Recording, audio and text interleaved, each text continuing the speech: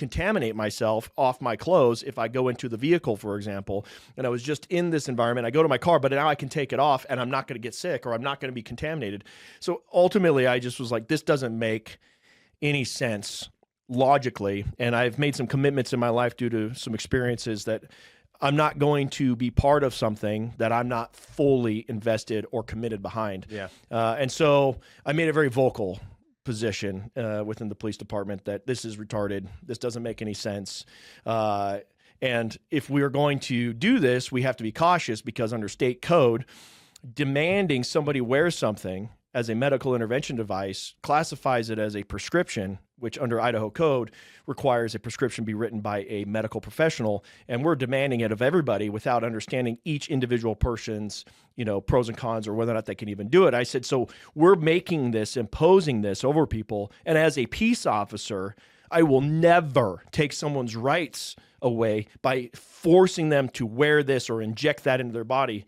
Because I'm just not going to stand for that. Because if you can force someone to wear a mask, then you can force them to take this injection. And that wasn't even in the dialogue at the time that I was saying this. It was only 30 days after the mask mandates. Yeah. I said, so yeah, no. Yeah.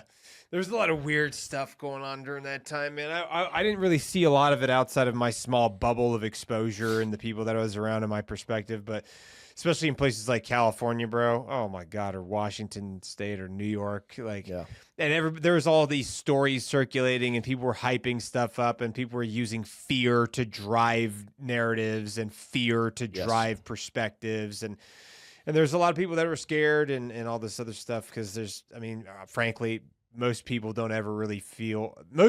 in America don't really feel any level of adversity in their lives because they're just going to and from work, and they can go get their Starbucks, they can go get their Bruegger's bagel, they can go get their pizza.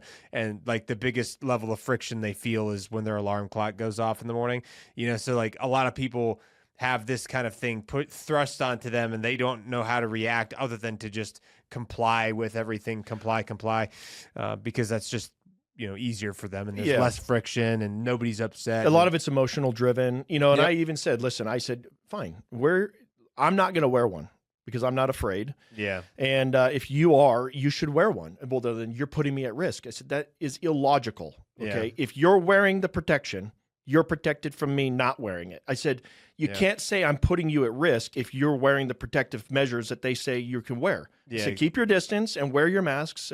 It's fine. But you can't make me do it, and I'm not going to do it. Yeah. So in my department, that kind of position really became a point of conflict.